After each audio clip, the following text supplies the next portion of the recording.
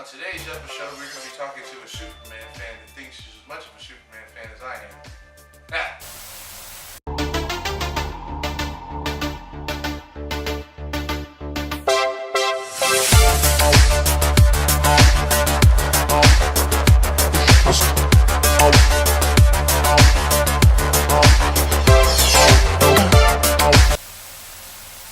Alright, we're back, and I'm very excited because we have one of my very favorite people on the show today, Mr. Steven Selly.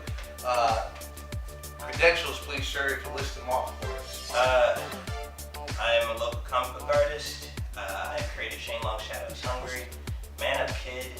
I am a local Superman enthusiast, and I'm also black. You know, sometimes you have to emphasize the important thing. This is Clark, which is Mr. Steven's very favorite Superman. Now, why that is significant, I'm just going to go ahead and say. This is the United States of America, see? And if you were born at some point after 1975, and even if you were born before then, because it existed, Superman was your hero at one point. I can say, from personal experience, the first time I saw the Superman movie, I tied a collar on my neck and jumped off something high up off the ground. Now, this might not have been your experience, but It's my experience yesterday. I mean, it's what you do. yeah. So, tell us a little bit about Clark, actually, before I get off on the tangent. Well, it depends on what you want to really know. I mean, it's like, this is my favorite action figure of Clark. From what I can tell, it's based off of my favorite Superman artist, Jose Luis Garcia Lopez. He does all of the merchandise you've ever seen Superman's work. You know, Superman on like lunchboxes, posters, plates, everything else. You know, it's just like he always looks powerful and regal and everything else, and that's what this action figure looks like it was based off of. So, you know, it's an action figure that just looks quintessential Superman. I think that's why I prefer it so much. Now, I will say we have a couple of examples up here. We've got animated series Superman, which I care not what anybody says. I love the Superman animated series. Oh, it's a great series. I love the Justice League series. I love Justice League Unlimited. Anything Warner Brothers does animated wise is usually gold. They do a good job with Superman, so that's why we have that. Here's another example. This is Kamen Ryder. And then you have Man of Steel Superman that we love so very much. Now, let's talk about that for a minute. Do we have to? I mean, I feel like it should be discussed because it's reflected in the action figure medium. And, you know, I'm okay with it. I liked Man of Steel, actually. This is one of these, I don't know, I'm not actually sure which company makes these. They do one of these for basically everybody. I've seen Iron Man versions of it. I've seen, you know, and now, I didn't know this until I actually bought one, and if you haven't purchased one, let me save you some time. They're terrible. Yeah, no, they're terrible because I mean, don't get me wrong, they move. Right.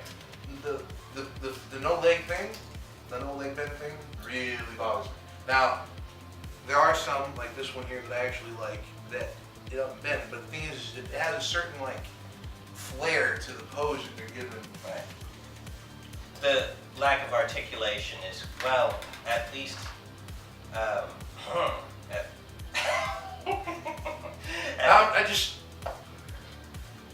at least he could be a gold medal gymnast if he wanted to. Superman should not be doing 180 high kicks. You know, I mean, seriously, you know, if he, you know, and we have some signaling off camera, and he may be getting dollar bills, y'all. Now, but see, here's the thing. Superman, like you said, and you did want to touch on a very important point. There should be a bearing about a Superman toy, statue, action figure, otherwise. And you know, when you look at this guy, he's got it, right? Look, he's got that very puffy pose. He's got it. He looks like he just received an enema. It's the difference between Superman and someone in a Superman costume. Right. Now, I love my cosplayers, okay? And you'll see that we love cosplayers, and that's not like a slide on cosplayers at all. Because I think everybody should do Superman once in your life. You owe it to yourself to walk around with a cape. Just saying, alright? That being said, I'm a little more particular about my action figures. Now, I want to get a close-up here, and I don't normally do this, just talk off camera like that. Can we get a close-up? Alright.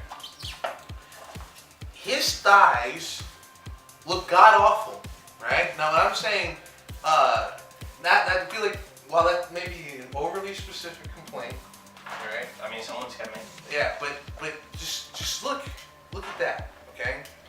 That looks like he got stung by a bee A Kryptonian bee. and ate a peanut butter and jelly sandwich directly afterwards with an allergy. Kryptonian peanut butter and jelly. Yeah. And so he's just swelling in weird places. And that's not okay. Or like, you know how like when some women get pregnant and they get that waterway? Like that's what's going on there. That's not muscle. It's like this is what Rob Liefeld thinks anatomy is. it's not wrong. Like now I'm gonna go ahead and let's get one up here. That's that Captain America one. Right, It's terrible with the tiny idiot head. No.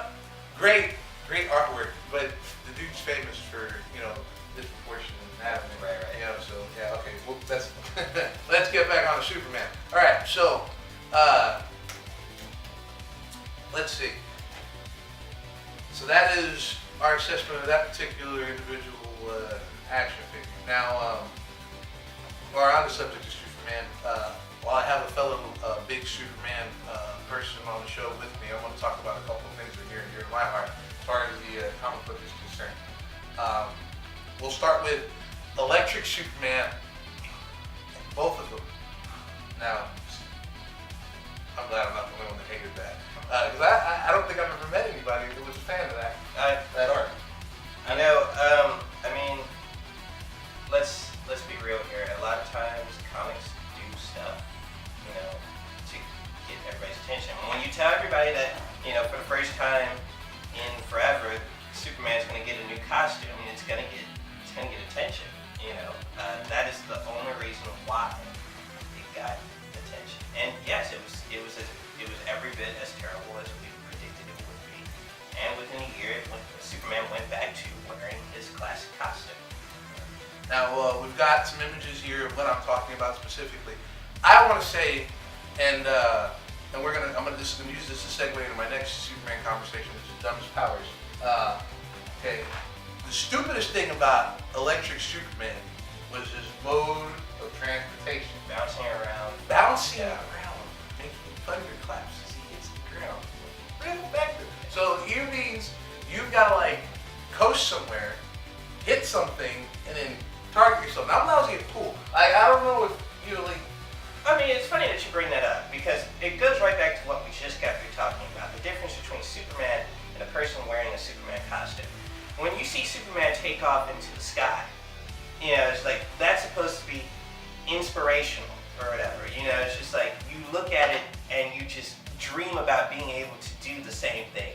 When Superman had electric powers, at no point in time whatsoever did I think, wow, it sure is inspirational that he can bounce from satellite to power line or whatever. It's just like, it was a really low point for the character. It didn't feel like Superman. It's kind of like when Wolverine had bone claws, it's just like it didn't feel like Wolverine. So, I gotta say, when I was a kid, when you were first introduced to Wolverine, and I don't want to get too off topic, you said something, when you get on the subject of Wolverine, it's like, when you were a kid, you thought about it, and you saw a little, so you just accept it as a kid. It slides out, you're not even feel it, you know what I mean? Right. It's just like, nothing to go. When I saw the bone claws for the first time, my first thing was, God, that's gotta really hurt. yeah, You know? it was all jacked. Yeah, and then why? Anyway, sorry. So For another time. right. Okay. So bouncing around, teleportation, dumb power. Dumb power number 2. I'm gonna say this new Kryptonian blast thing that they gave him. Oh. It's gone now, right? It's gone now because that was, you have to read the current comics, like the Superman that's in what they have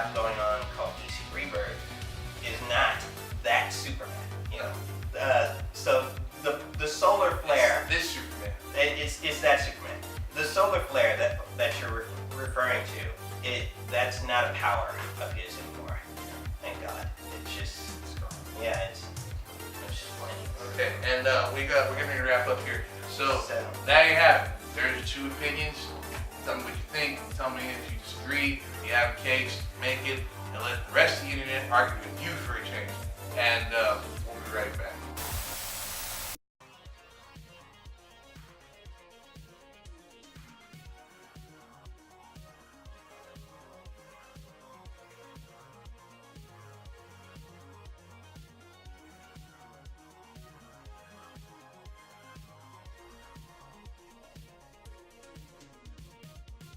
Rundown Rangers came into just the same way you have it set up in the shop. Yeah, man, I've got my Power Rangers set up. Sentai, really. I mean, Power Rangers is what got me into it all, but the Super Sentai stuff is the stuff I enjoy a little bit more. I mean, as you can see, like, my White Ranger from Mighty Morphin is actually in the proper series that he's from, so I'm a Sentai purist on that. But my Kamen Ryder stuff is the one thing that I love. I mean, I've got 2 full cases of it. And you can see things where it looks like I've got, similar characters right there that are the same thing, but they're different. And then, it kind of veers off from that. I'm a huge DC fan, so my Green Lantern stuff is my pride and joy as well. And then just in the last couple of years, I've started getting into the Star Wars stuff. More a sucker for the Stormtroopers, army builder type of guys. That's why, I've got, 7 or 8 First Order Stormtroopers in there just because they're cool. And then the thing that started it all for me, Ninja Turtles.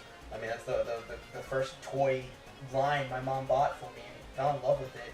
I mean, ninjas, turtles, fighting, all these other cool things in there. And then my Beast Wars Transformer stuff. I get wishy-washy with it. I catch the bug every once in a while. I'm sure once I see the movie this year, I'll want to buy more Transformers. But, I mean, I love robots, man. That's my thing. I really Robots are the thing. Robots, yeah. So Power Rangers got their mechs, Transformers, robots in disguise. It's crazy. Did you ever do Exo Squad as a kid? Never did it, watched it, but every time the toys come into the store, I get that nostalgic feeling inside, because, like, it's one of those things, like, you ask everybody, do you remember this, do you remember this? And like, yeah, isn't that thing with the aliens, and there's the blue guy, and it's kind of like G.I. Joe, and I was like, yeah, it's Exo Squad. But I had a friend when I was little, Andrew, really got into it. I remember he had a birthday cake, and his mom, like, put 2 of the Exo Squad things on. It looked awesome. And, in my head, being little, I was like, can you buy that in a grocery store? That's cool. Only to find out later on, she just bought a sheet cake and put some Exo Squad guys in it. But yeah, dude, Exo Squad, it's been a long time since I've heard about those guys. I actually bought one off of an auction just for the sake of that, and I never had one. Yeah. Now, never owned any of them. I think out of that, like, weird time, because that's like a UPN show. Like, that's like when cartoons start to be over, I think UPN would run a little bit longer. So Soul Train would come on. You can switch over to UPN, but Biker Mice from Mars on UPN. If somebody would bring those into my shop, or if I could just go to one of the conventions that's here in town and find those guys, I would love it, because I had the toys as a kid, never had the bikes, and I think that would make me feel. The bikes were cool and they were big. And the fact that, like, they had them, but I never owned any. I owned all 3 of the Biker Mice.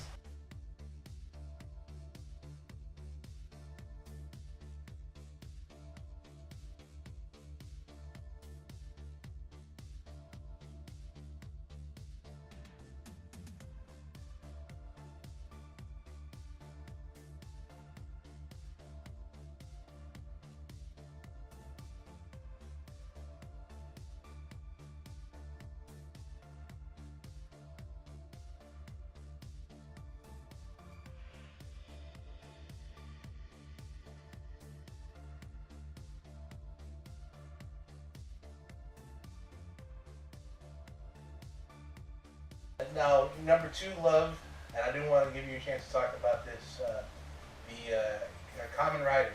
Yes. Okay? And we've got, and we're putting it up for you to see on the show, and it's just an amazing spectrum of collections, and probably the biggest Kamen collection I've seen in person. Thank you. Thank you. No, it's awesome. It's awesome. It's just one of those like, it's a small niche of people, but, like, I just, for some reason, I love it, and the fact, it changes every year. It's never the same character, it's never the same gimmick or anything, but I think that's the thing that sells it on me, is, like, the gimmick. I love all that stuff. I mean, I went all in with the Kamen Rider Ghost stuff down here. I mean, I bought every icon that I could get. I bought the belt, I got the gun that turns into the sword. I'm gonna have a costume commission soon for it, because I love that show. It was terrible story-wise, but the look of it, I love the costumes in it and all that stuff. It was just so cool. But then, I mean, I just buy into stuff, and a lot of times too, like I'll just buy one just because they look cool, and then watch the show later, and then realize how much I love it, and then it'll end up like half these shelves that got like the exact same character just with like different forms in it.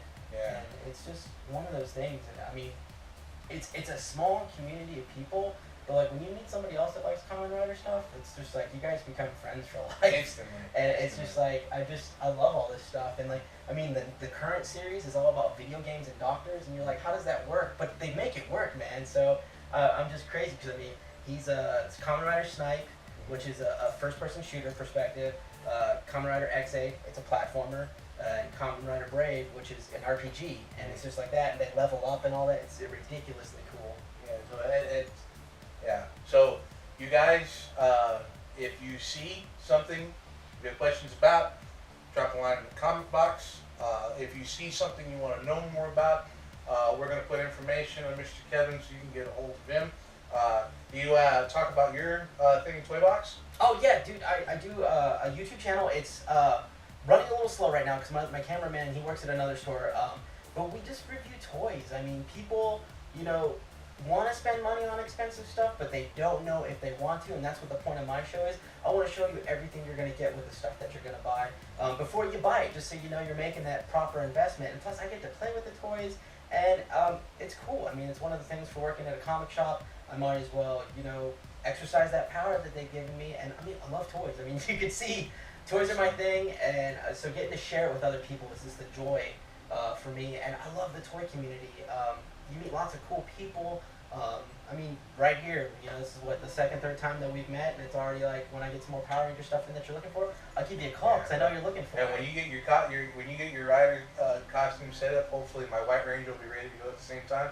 I'll roll right behind you, brother. I'm shooting for Comic Palooza next year. That's the goal. That's my So goal. okay, so we got footage this year from 2017. You hold this, you'll see if it's Comic Palooza 2018, and we're gonna thank Mr. Kevin for inviting me to show out, and we'll see you back at the studio. Awesome.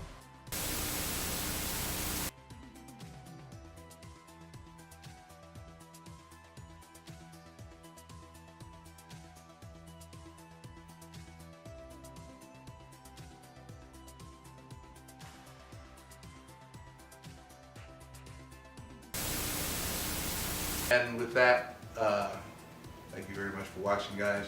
We'll see you next time.